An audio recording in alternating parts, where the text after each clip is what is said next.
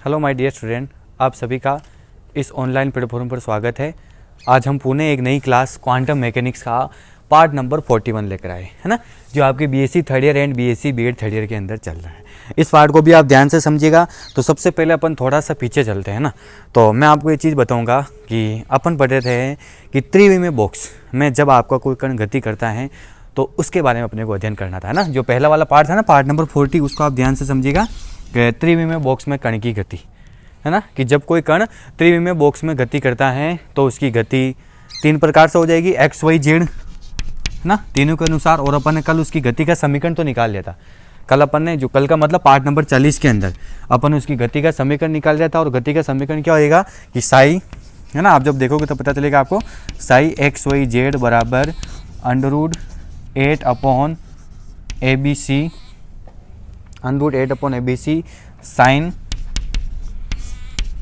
NX pi upon A x dot sine NY pi upon B y dot sine NZ pi upon C dot Z। यह था अपने पास गति का समीकरण निकला था, sine NZ pi upon C, है ना। क्या है था कि जब कोई कण आपका त्रिविमीय बॉक्स में गति करेगा तो उसकी गति का समीकरण साई एक्स वाई जेड बराबर √8 upon ABC sine NX pi upon A x sine NY pi upon B y dot sine NZ pi upon C Z। ये चीज़ है। अब इसके दो टॉपिक और बाकी, एक तो अपन निकालेंगे इसका एनर्जी आइगन वैल्यू, ऊर्जा आइगन मान, और एक अपन इसी के अंदर देखेंगे कि ऊर्जा स्तर की यहाँ पर डीजेनरेसी, अपभ्रष्टता भी कहला रही। वो क्यों कहला रही वो अपने को देखना है ना। तो अपन टॉपिक आपका वही कल वाले ही है, पार्ट नंबर 40 वाले ही है। अब उसके दो टॉपिक और बच्चे अपन निकाले थे ना, त्रिविमीय बॉक्स में कण। अब आपका टॉपिक जो चल रहा है वो है ना, शुरू कर रहे हैं अपन।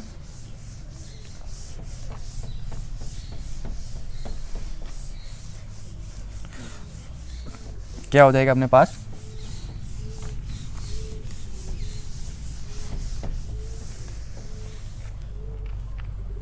Particle in a 3 dimensional box.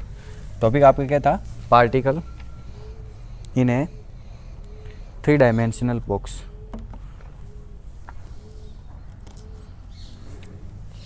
Particle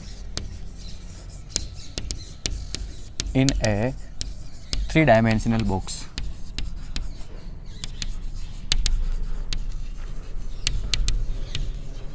three dimensional box, है ना, टॉपिक आपका वही है। कण कहाँ पर है, 3 डायमेंशनल बॉक्स के अंदर है। तो इसकी गति का समीकरण निकाल लिया। आज अपन पढ़ेंगे इसका एनर्जी आइगन वैल्यू, है ना, ऊर्जा आइगन मान। आज आपको टॉपिक क्या हो जाएगा इसका, ऊर्जा आइगन मान, एनर्जी आइगन वैल्यू। आपको पता है जो ये आया ना, ये कल आया था, कल जो अपन ने निकाला था वो क्या है आपको पता है, साई एक्स वाई जेड, ये इसका आइगन फलन है ना, 8 अपॉन ABC साइन, ये पूरा मान आया था ना, अभी मैंने लिखा था, ये इसका आइगन फलन है। जब त्रिविमीय बॉक्स में कोई गति करेगा इसका आइगन फलन। अब अपन निकाला इसका एनर्जी आइगन वैल्यू, उसका ऊर्जा आइगन मान कितना होता है वो अपन देख रहे हैं ना। तो चलो आइए, अपने पास हो जाएगा कि आपको पता है अपने पास पीछे मान आया हुआ है कि KXA बराबर NX पाई। जब अपन कांस्टेंट निकाले थे ना, कांस्टेंट A व B का निर्धारण, तब अपने पास ये वैल्यू आई हुई है ना, KX बराबर किसके बराबर आया है, NX पाई। तो यहाँ से KX बराबर क्या हो जाएगा, KX बराबर NX पाई अपॉन A। एक चीज़ और है, अपने स्टार्टिंग में ही KX का मान रखा है। वो KX का मान है आपको पता है 2me अपॉन h²। ये मान अपने स्टार्टिंग में मान रखा है ना। KX किसके बराबर है, KX आपका बराबर है 2me अपॉन h², k², है ना। ये चीज़ k² किसके बराबर है आपके पास, 2me अपॉन h²। तो अपन इस मान को यहाँ पुट करते, इस k² के मान को यहाँ पुट करते, k² यानी kx है। तो इसका मतलब आपके पास कितना हो जाएगा, √ थोड़ा सा नीचे लिखता हूँ मैं ना, अपने पास हो जाएगा √2mex पर्टिकुलर x डायरेक्शन में upon h² NX pi upon A, है ना। तो आप यहाँ से √ हटा लीजिए, √ हटाओगे आपके पास कितना हो जाएगा, 2mex अपॉन h² बराबर NX² पाई² अपॉन A², है ना। यहाँ से आप EX निकाल लीजिए, तो ई एक्स आपके पास कितना हो जाएगा, इधर लिख रहा हूँ मैं, अगर आप यहाँ से ई एक्स निकालोगे तो ई एक्स हो जाएगा आपके पास ई एक्स बराबर एन एक्स स्क्वायर, ये ऐसा कैसे ही pi square H cross square है ना, pi square H cross square upon 2m A square upon 2m A square. E X आ गया। इसी प्रकार आप ई वाई ई जेड भी लिख सकते हो सीधा। इसी प्रकार अगर आप ई वाई निकालना चाहो तो ई वाई कितना हो जाएगा, ई वाई यहाँ पर एन वाई हो जाएगा ना, N Y square pi square H cross square upon 2m B square. A square की जगह क्या हो जाएगा बी, क्योंकि वही डायरेक्शन में बी है। और ई जेड क्या हो जाएगा आपको पता है, ई जेड बराबर N Z square pi square H cross square upon 2m C square. ठीक है, ये चीज़ ई एक्स निकाल लिया, ई वाई निकाल लिया, ई जेड निकाल लिया, यही एनर्जी आइगन मान है। तो अतः त्रिविमीय बॉक्स में गतिशील कण की कुल ऊर्जा, अतः त्रिविमीय बॉक्स में गतिशील कण की कुल ऊर्जा, त्रिविमीय बॉक्स में गतिशील कण की कुल ऊर्जा E बराबर कितना हो जाएगा, E X plus E Y plus E Z. तीनों ऊर्जा को जोड़ लेंगे अपन, तो तीनों ऊर्जा को जोड़ेंगे तो अपने पास हो जाएगा E बराबर पाई square H cross square upon 2m, अंदर कितना हो जाएगा आपके पास, अंदर हो जाएगा आपके पास एन एक्स अपॉन ए,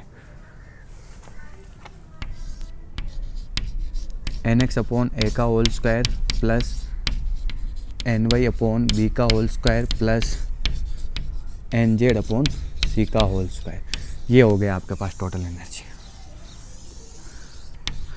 ये हो गया आपका, जब कोई कण त्रिविमीय बॉक्स में गति करता है तो उसका एनर्जी आइगन मान। ठीक है, ये आपका कंप्लीटेड, पूरा सामने दिख रहा, बोर्ड पे छोटा ही था इसलिए कोई दिक्कत नहीं आनी चाहिए आपको। देखो मैं सारे पॉइंट टू पॉइंट आपको सारे टॉपिक कंप्लीट करा रहा हूँ, है ना, कोई समस्या नहीं आनी चाहिए आपको कि कहाँ पर क्या दिक्कत आ रही। अपन कोशिश पूरी कर रहे हैं कि आपके सारे टॉपिक कंप्लीट हो रहे हैं ना। तो देखिए आप एक बार वापस समझिए कि त्रिविमीय बॉक्स में जब कोई कण गति करेगा तो उसका एनर्जी आइगन वैल्यू, ऊर्जा आइगन मान क्या होगा, ये अपन निकाल दें। तो आपको पता है ये सिचुएशन अपने पास आई है कि के ए बराबर एन पाई, एक्स दे लिया तो के एक्स ए बराबर एन एक्स पाई, है ना। तो यहाँ से अगर आप के एक्स निकालोगे तो किसके बराबर हो जाएगा, एन एक्स पाई अपॉन ए, पता है। फिर अपने को पता, जब अपन ने स्टार्टिंग की थी शुरुआत, जब अपन श्रोडिंगर समीकरण लिखते हैं ना, टाइम इंडिपेंडेंट श्रोडिंगर समीकरण, तभी अपन लेते हैं कि के स्क्वायर किसके बराबर था, 2m ई अपॉन एच क्रॉस स्क्वायर। तो यहाँ के है, एक्स है, तो आपके पास क्या हो जाएगा, √2m E X upon H cross square बराबर ये मान आपका ऐसा कैसे एन एक्स पाई अपॉन है। अब मैंने इधर से स्क्वायर कर दिया, ये अंडर रूट हटा दिया, तो 2m E X upon H cross square बराबर इधर स्क्वायर हो जाएगा N X square pi square A square. यहाँ से मेरे को सिर्फ ई एक्स सही है तो ये मान भी उधर चला गया, तो ई एक्स बराबर क्या हो गया, N X square pi square H cross square upon 2m A square. आपके पास ई एक्स आ गया, तो इसी प्रकार अपन ई वाई भी निकाल सकते हैं।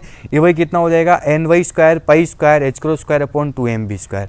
और ई जेड कितना हो जाएगा, N Z square pi square H cross square upon मैंने ऐसे बना लिया ना 2m सी स्क्वायर। तीनों मान कंप्लीट है। तो अतः त्रिविमीय बॉक्स में गतिशील कण की कुल ऊर्जा, total energy of particle in 3 dimensional box, E बराबर E X plus E Y plus E Z. अब मैंने क्या किया, देखो ये मान है ना सेम है सभी में, पाई square H cross square upon 2m, पाई square H cross square upon 2m, पाई square H cross square upon 2m, तो इसको अपने बाहर निकाल दिया। अब यहाँ से क्या बच गया, एन एक्स अपॉन है दोनों का whole square, N X upon का होल स्क्वायर प्लस एक सेकंड वाले पार्ट से एन वाई अपॉन बी का whole square plus N Z upon C का होल स्क्वायर। ये आपका टॉपिक कंप्लीट पूरा, त्रिविमीय बॉक्स में एनर्जी आइगन वैल्यू। अब अपन इसका अगला टॉपिक, इसी के अंदर एक टॉपिक और बचा, वो भी अच्छा टॉपिक, वो भी अपन देखेंगे कि एक टॉपिक और वो भी अपन देखते हैं इसी में।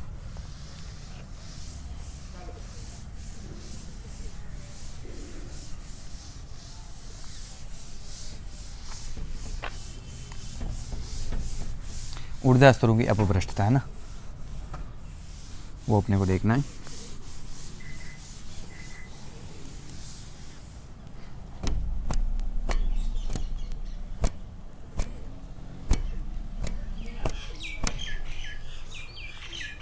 है ना, एक टॉपिक और आपका ऊर्जा स्तरों की अपभ्रष्टता, डिजेनरेसी ऑफ एनर्जी लेवल, ऊर्जा स्तरों की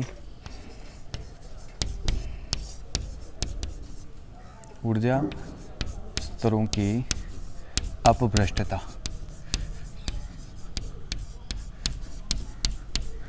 degeneracy of energy level, DGENERA, एक मिनट थोड़ी सी स्पेलिंग मिस्टेक हो रही, डीजेनरेसी ऑफ एनर्जी लेवल।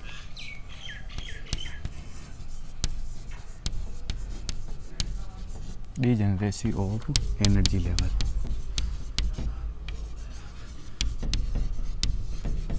अच्छा टॉपिक ये भी काफ़ी। देखिए आप, ऊर्जा स्तरों की अपभ्रष्टता। डीजेनरेसी का मतलब क्या होता है, पीछे रिमाइंड कीजिए आप चीज़ें। मैंने आपको बताई थी कि अपभ्रष्टता क्या कहलाएगी, जब किसी वेव फंक्शन के लिए, जब किसी तरंग फलन के लिए, जब आपके पास दो या दो से ज़्यादा तरंग फलन हो, साई 1, साई 2, साई 3, लेकिन इन सभी के लिए आइगन वैल्यू सेम हो जाए, ई।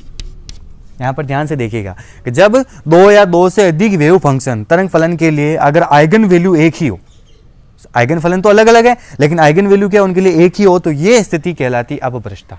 एनर्जी लेवल है ना, एनर्जी है ना, आइगन मान का मतलब ही क्या है, एनर्जी आइगन वैल्यू, तो यही स्थिति कहलाएगी आपकी अपभ्रष्टता। अभी अपन देखेंगे, देखो कि इसका मतलब जब कोई कण आपका थ्री डायमेंशनल बॉक्स में होता है तो उसका ऊर्जा स्तरों की क्या होती है, अपभ्रष्टता होती है। समझ में आ गया, ये अपन देखेंगे कि दो या दो से अधिक वेव फंक्शन के लिए आइगन वैल्यू एक ही हो। कैसे, चलो आइए अभी अपन सोल्व करते हैं इसको।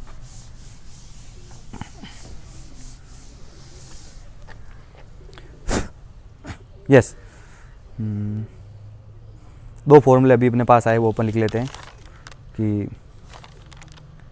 2mL², है ना। आपके पास एक तो एनर्जी का फॉर्मूला है, एक बार आप देख लीजिए।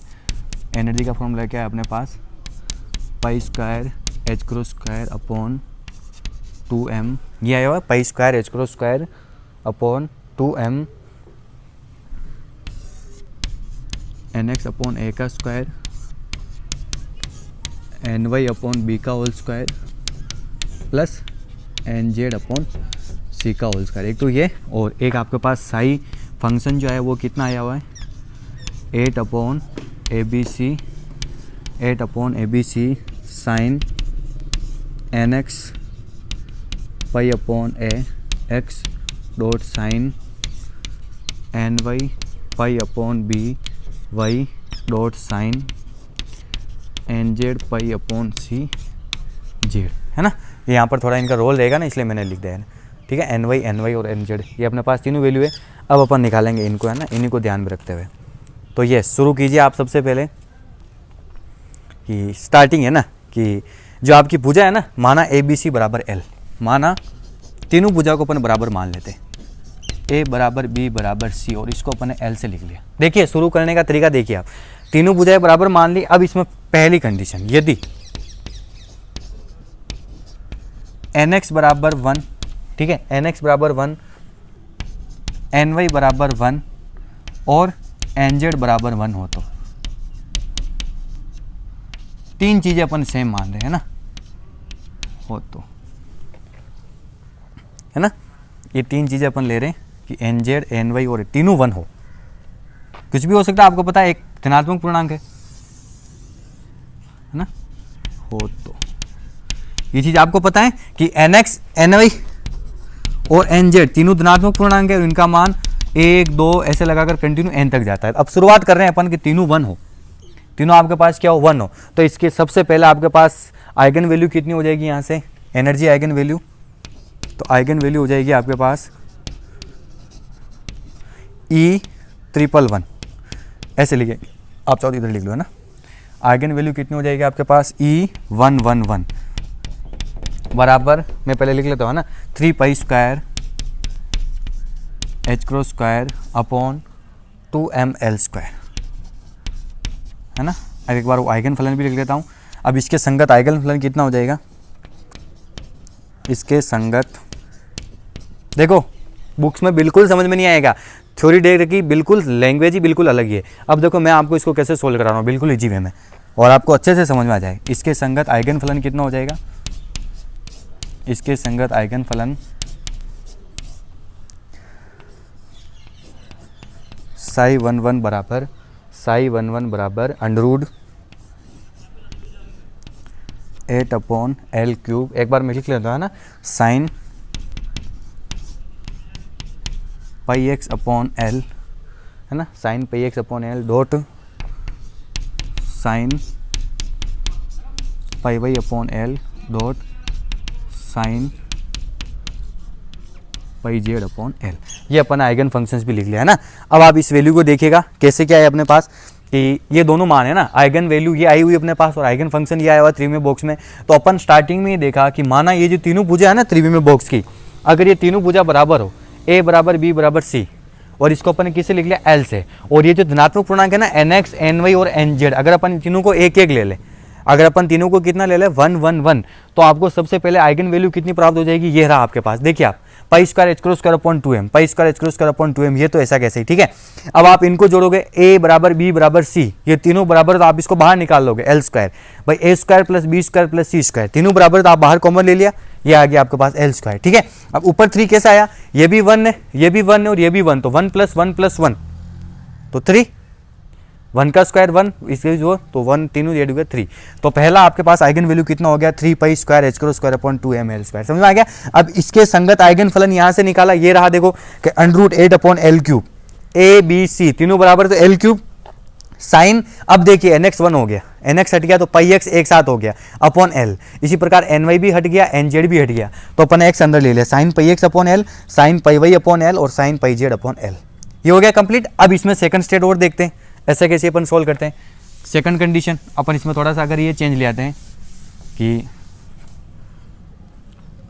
सेकंड, यदि अब मैं क्या कर रहा हूं यहां पर कि एक को 2 कर रहा हूं, बाकी को 1 1, यदि nx बराबर 2, n बराबर वही तथा nz बराबर 1 हो, तो अब क्या किया सेकंड स्टेप में कि nx को 2 कर दिया, इसमें तो तीनों एक एक थे। अब मैं अगर nx को 2 ले लूँ, ny और nz तीनों एक हो, तो आपके पास आइगन वैल्यू कितनी हो जाएगी, आइगन वैल्यू हो जाएगी अपने पास E211, पहले 111 थी, अब ये आएगी बराबर, एक चीज़ आपको पता है कि पाई square H cross square upon, थोड़ा सा पीछे लिखता हूँ ना, pi square H cross square upon 2m L square, इसमें तो कोई चेंज नहीं होगा, अपॉन 2m एल स्क्वायर, ये तो आपका ऐसा कैसे आएगा। अब आगे जो आएगा ना ये वैल्यू चेंज हो जाएगी, कैसे, आपको पता फॉर्मूले में ऊपर क्या है, nx square plus ny square plus nz square, यही चीज़ होती है। यहाँ पर अपन 2 ले रहे हैं, 2 का स्क्वायर 4 प्लस ये 1 प्लस ये भी 1, 4 5 और 6, तो इसका मतलब आपके पास कितना आ जाएगा, आपके पास एनर्जी आइगन वैल्यू हो जाएगी 6। काटना नहीं अपने को, ये कहीं रखना, काटने की जरूरत नहीं, जब अपन इसका ग्राफ बनाएंगे ना तब ये सोल्व करने में अपने पास काम आएगा, ठीक है। तो इसके संगत आइगन फलन कितना हो जाएगा, तो इसके अकॉर्डिंग आइगन फंक्शन हो जाएगा अपने पास, इसके संगत आइगन फलन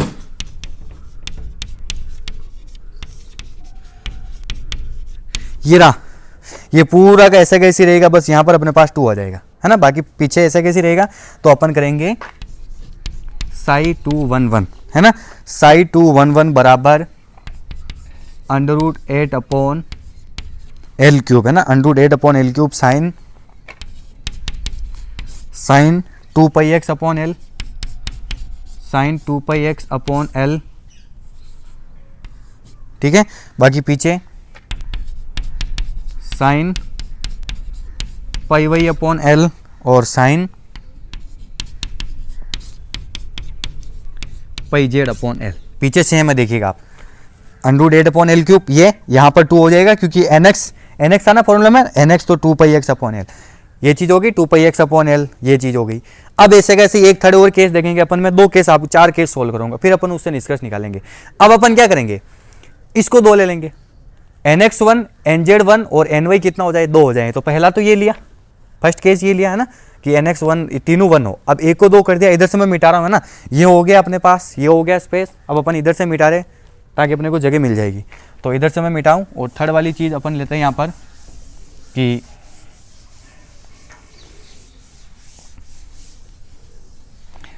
थर्ड क्या हो जाएगा अभी आपके पास, यदि थर्ड यहीं पे सोल्व करें, है ना, यदि nx बराबर 1, nx बराबर 2, ny 2 ले लिया अपन ने, है ना, ny बराबर 2 तथा nz बराबर 1 हो, तो है ना, तो अब इसकी आइगन वैल्यू कितनी हो जाएगी, आइगन वैल्यू हो जाएगी अपने पास E 1 2 1। देखो चेंज हो गया, यहाँ पर 2 हो जाएगा, लेकिन देखो मान वो का वही रहेगा, आपको पता है 6 कैसे आएगा, क्यों आपको पता है nx square plus ny square plus nz square, तो ये 2 हो रहा है ना कुल मिलाकर, ये 2 का स्क्वायर, बाकी ये तो एक और एक ही है, तो इसका मतलब टोटल कितना हो रहा है 6 हो रहा है, तो इसको भी अपन इतना कहते हैं लिखेंगे 6 pi square h cross square upon 2ml square.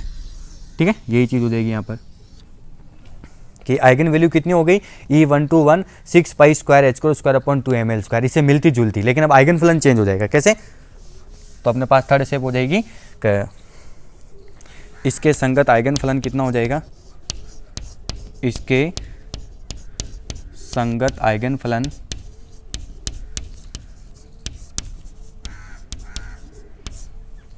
Sai 121 बराबर अंडरवुड 8 अपॉन एल क्यूब। ठीक है, under root 8 upon L cube sine pi X upon L, sine pi X upon L, पहला तो ये हो गया।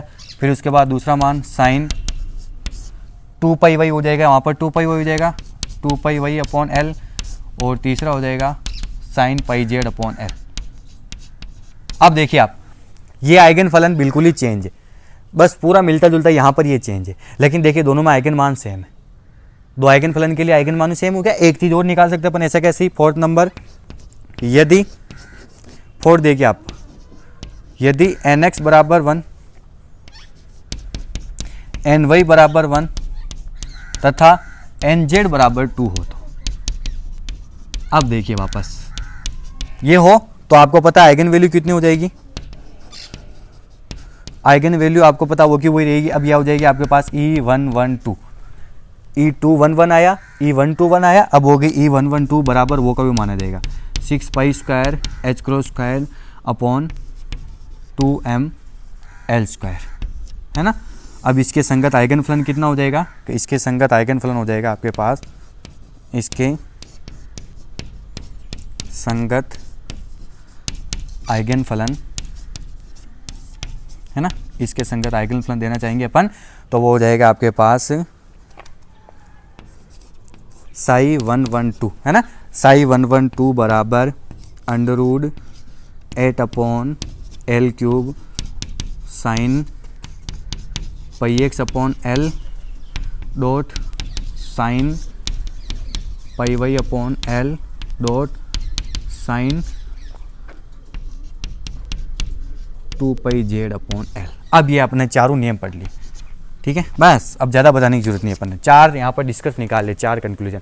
अब यहाँ से अपन डिस्कस निकालेंगे, तो आप एक चीज़ देखिए नीचे ही नीचे सबसे पहले कि दूसरा, तीसरा और चौथा कंक्लूजन देखिए, तीनों में आइगन मान सेम और है। E211 था तो 6 pi square h cross square upon 2ml square, E121 आया तो भी 6 pi square h cross square upon 2ml square, या E112 आया तो भी आया, तो मतलब यहाँ पर आइगन फलन तो अलग है। ई साई 21 बिल्कुल चेंज है, देखो यहाँ पर 2 आ रहा है, जबकि इसमें यहाँ 2 जुड़ गया, इसमें यहाँ 2 जुड़ गया, मतलब इन तीनों से निष्कर्ष निकल रहा है कि 3 अलग अलग आइगन फलन, साई 211, साई 121, साई 112, इसके लिए आइगन मान एक ही प्राप्त हो रहा है। तो यही ऊर्जा स्तरों की अपभ्रष्टता। बस आपका टॉपिक कंप्लीट है, समझ में आ गया कैसे क्या किया। फर्स्ट बार इधर से बोर्ड मेरा, फिर सेकंड बार इधर से हुआ, फिर थर्ड अपना इधर हुआ कंप्लीट, है ना, नोट्स बनाए, फिर आप यहाँ पर अपन लास्ट में निष्कर्ष निकलेंगे कि इसको मिटा रहा हूँ मैं ना, ये चीज़ होगी कंप्लीट। अब यहाँ अपन वो कंक्लूजन, जो कंक्लूजन आ रहा है उसको अपन लिख लेते हैं।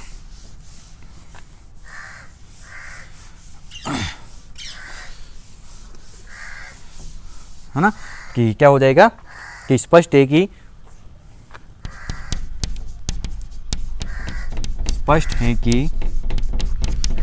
यहाँ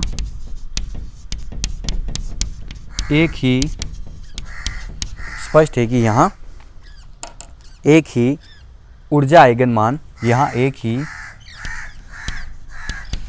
ऊर्जा आइगन मान E बराबर 6 pi square h cross square, 6 pi square h cross square upon 2ml square, है ना। यहाँ एक ही ऊर्जा आइगन मान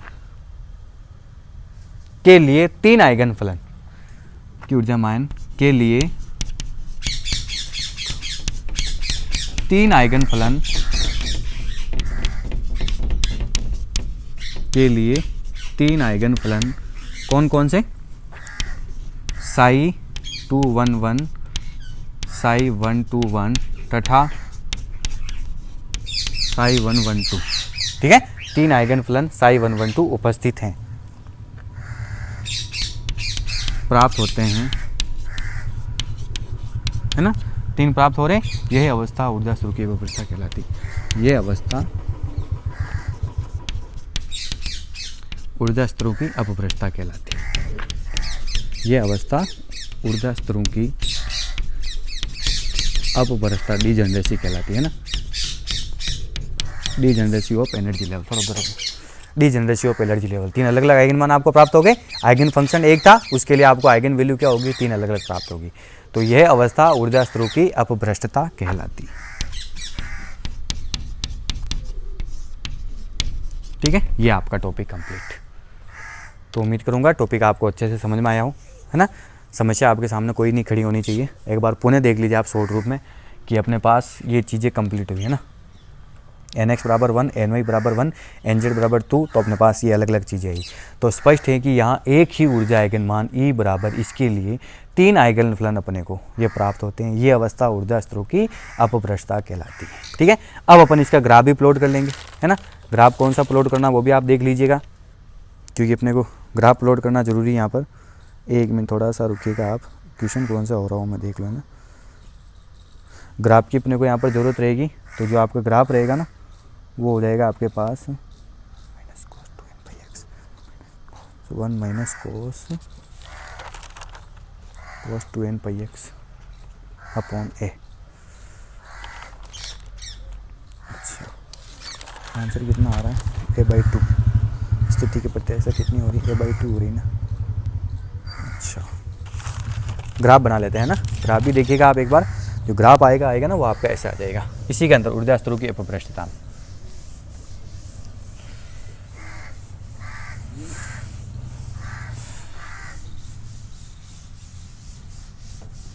एनर्जी लेवल इन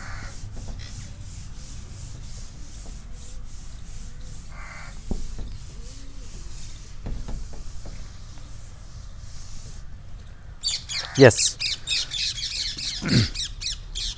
ग्राफ बना लेते हैं अपन। तो आपका जो ग्राफ रहेगा ना वो ऐसा आ जाएगा।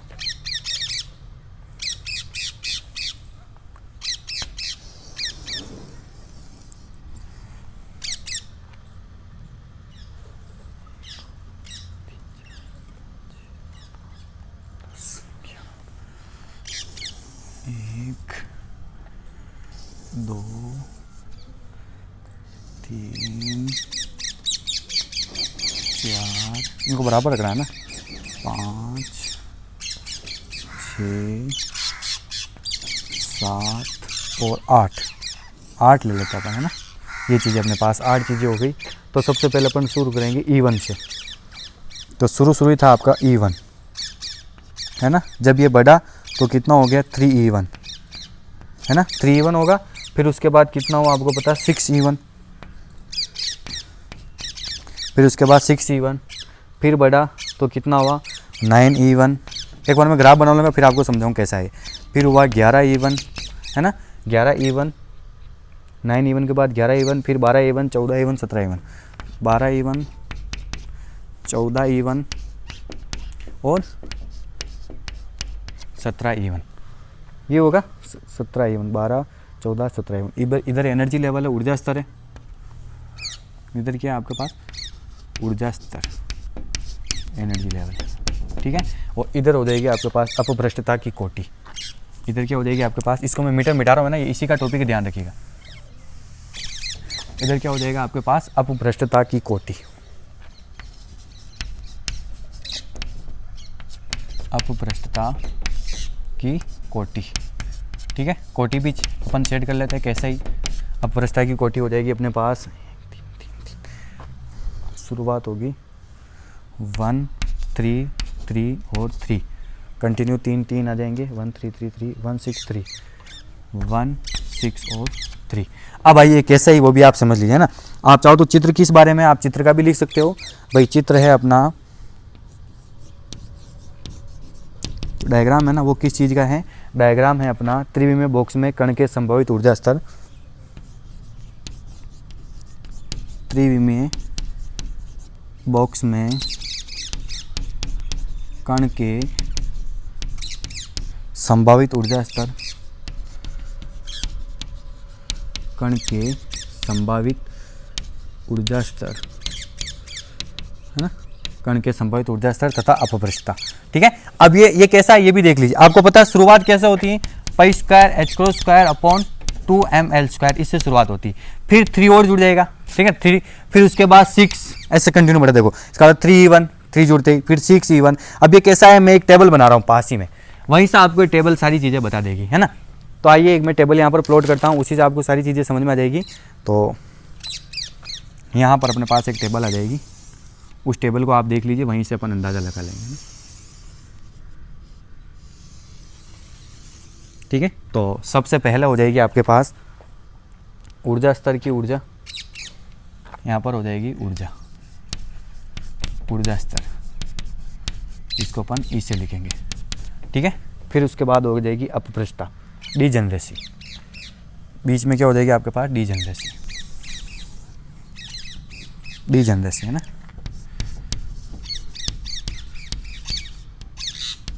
इसको अपन बोलते हैं अपभ्रष्टता हो गई।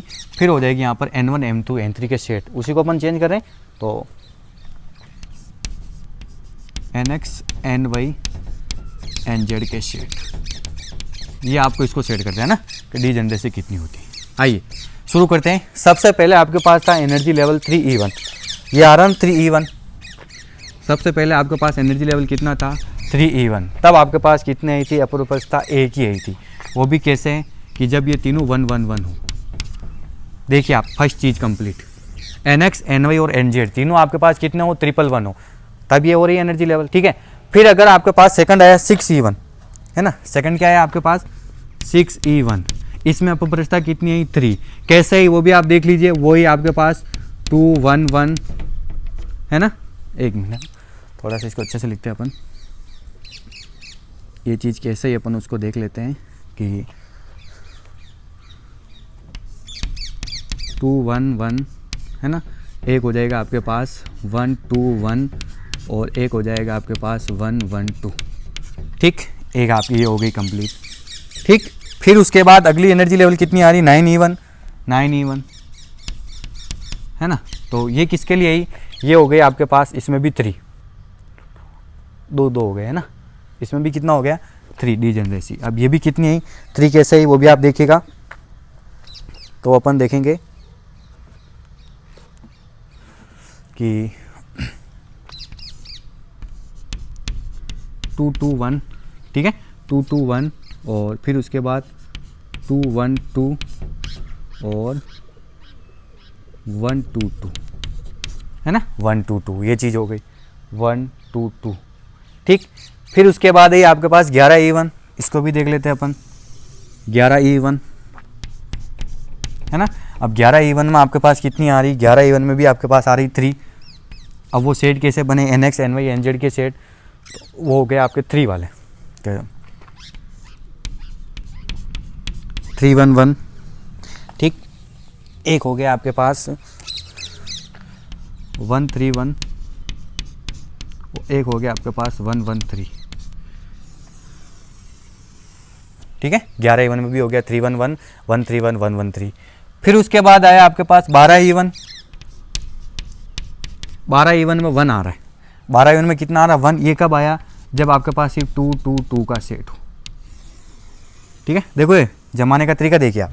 फिर आया आपके पास 14E1, कितना है आपके पास 14E1, इसमें आ रहा 6 सेट, इसमें आ रहा कितना 6 का डीजेनरेसी। अब वो 6 कैसे ही, तो 6 ही आपके पास 1 बार मैं लिख लेता हूँ ना, 1 2 3 1 3 2 है ना, 1 2 3 1 3 2 और 2 1 3। ठीक है, 2 1 3 3 और आएंगे, वो हो जाएंगे आपके पास 2 3 1 2 3 1 3 1 2 2 3 1 3 1 2 और 3 2 1, ठीक है। और एक और बचा हुआ है 17 E1, 17 E1 है ना। 17 E1 में कितनी आ रही, 3 आ रही, 3 आ रही है ना। और 3 कब आई, 3 आई आपके पास 3 2 2, जब 1 3 हो 3 2 2, फिर उसके बाद 2 3 2 या फिर 2 2 3 है ना, 2 3 2 या फिर 2 2 3 है ना, 2 2 3। ये हो गया आपके पास कंप्लीटेड। अब आइए अपन इन चीज़ों को समझते हैं। पहले आप देखिए, ये आपका बन रहा है त्रिविमीय बॉक्स में ऊर्जा स्तर का ये डायग्राम, और ये इसकी अपभ्रष्टता की कोटि। ये कैसा है, उसकी मैंने सामने टेबल भी बना दी, इस टेबल को भी आप ध्यान से देखिएगा। अब मैं क्या करूँगा, आपकी चीज़ें समझाते जाऊँगा, इसलिए अब इसमें काटापासी भी होगी ना, अंदर भी लिखूंगा, और आप उसको इग्नोर करना, क्योंकि आप एक बार पहले इसका अच्छे से स्क्रीनशॉट ले लीजिए। अब आपको सबसे पहले बता 3E1, तो 3E1 में कितना होता है अपभ्रष्टता, आपको पता ना, फॉर्मूला था ना 3 pi square H cross square upon 2ml², ये आता है। तो इसी फॉर्मूले में आपको पता अपन क्या लेते हैं, 1 1 1। अगर NX NY और NZ तीनों 1 1 हो तो अपभ्रष्टता की कोटि भी 1 होगी, और NX NY NZ का सेट भी 1 1 1 एक ही बना, ठीक है। फिर उसके बाद आ जाता है अपन 6E1। 6E1 के अंदर कितना आ रहा, 3 सेट। अब वो 3 सेट कैसे आता है, आपको पता है कि 1 2 का स्क्वायर हो जाएगा, 2 का स्क्वायर हो जाएगा, तो आपको पता अपना मान कैसे आ जाएगा, 6 pi square H cross square upon 2ml², ठीक है। फिर उसके अंदर क्या हो जाएगा आपके पास, ये देखिए 2 1 1 1 2 1 और 1 1 2, ये चीज़ हो गई। फिर आया 9E1, 9E1 ये रहा। अब इसमें भी आपके पास 3 का सेट हो रहा है, लेकिन अब इसमें 2 2 ले लिया अपन। 2 2 लेने का मतलब आपके पास हो जाएगा इसमें 4 + 4 + 1 4 4 8 और एक 9। तो आपका इसमें फॉर्मूला क्या बन जाएगा, 9 pi square H cross square upon 2ml², ऐसे ही बनेगा 9 pi square H cross square, जिसका मतलब अपन यहाँ पर लिखा हुआ 9E1। ये पूरा एनर्जी का मान आ गया ना पीछे, इसको अपन E1 लिख लिया, ठीक है ना। तो 9E1, 3 सेट है, 2 2 1 2 1 2 1 2 2, कैसे भी करो मान वो का वो आएगा, कुल मिलाकर 2 बार 2 हो रहे हैं अपने पास, ठीक। फिर उसके बाद 11E1, 11E1 भी कैसा है, एक 3 ले लिया, 3 का लेने का मतलब 9 + 1 + 1 9 10 और 11 11 हो गए 11E1। अब इसमें 3 ले लिया है ना, तो अपने पास क्या सेटलमेंट हो गया, अपने पास सेटलमेंट हो गया कि 3 1 1 1 3 1 या 1 1 3। पर्टिकुलर एक जगह 3 चल रहा है, बाकी 2 जगह क्या चल रहा है, 1 1 चल रहा है। फिर वापस नीचे आइए, 12E1 में एक ही आ रहा है। अब 12E1 में एक आने का मतलब अपने पास तीनों 2 है, अपने पास क्या है, तीनों 2 है। तीनों 2 का मतलब 4 + 4 + 4, 4 और 4 8 और 4 12, तो 12 pi square H cross square upon 2ml² हो गया सेम चीज, और इसके लिए एक ही सेट। फिर आया 14E1। अब 14E1 में अपने पास कितना आ गया, 6 आ गया। 6 का मतलब यहाँ पर 1 2 3 तीनों ले लिया, 1 2 3 यानी 1 का स्क्वायर 1 है ना, 1 का स्क्वायर 1, 2 का स्क्वायर 4 + 3 का स्क्वायर 6 9 है ना, 9 और 4 13 और 4 कितना हो गया, 14। बस अब इसमें जेड बन गया, एक बार 1 2 3, एक बार 1 3 2, एक बार 2 1 3, ये है ना, ऐसे सेट बन के देखो। तो इसके पास 6 हो गई, तो यानी अपभ्रष्टता की कोटि कितनी होगी अपने पास, 6।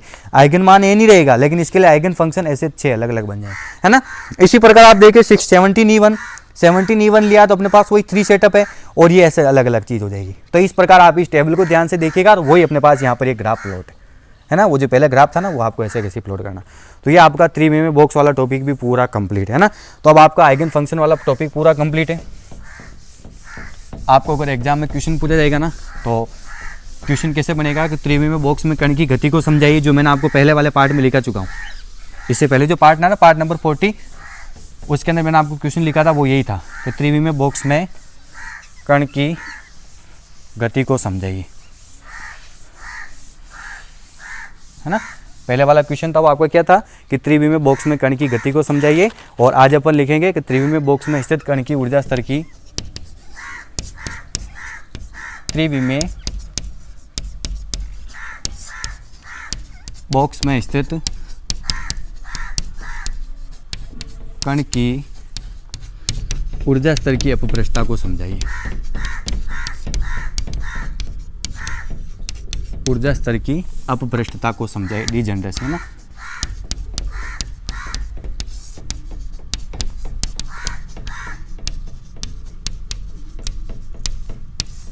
ठीक है, त्रिविमीय बॉक्स में स्थित कण की ऊर्जा स्तर की अपभ्रष्टता को समझाइए। तो ये आपका त्रिविम बॉक्स पूरा कंप्लीट है। टॉपिक बहुत ही अच्छा है, इसको ध्यान से देखिएगा, मैंने पूरा कंप्लीट करा दिया 2 पार्ट में। पार्ट नंबर 40 में तो अपन ने त्रिविम बॉक्स की कण की गति निकाली, और 41 में अपन ने इसका ऊर्जा आइगनवान व ऊर्जा स्तर की अपभ्रष्टता, आपको वो ग्राफ भी बनाना है टेबल के साथ, अच्छा लगेगा आपको, कंप्लीटेड नंबर लेंगे। तो आज के लिए बस इतना सही। अपना कीमती समय देने के लिए आपको बहुत बहुत धन्यवाद।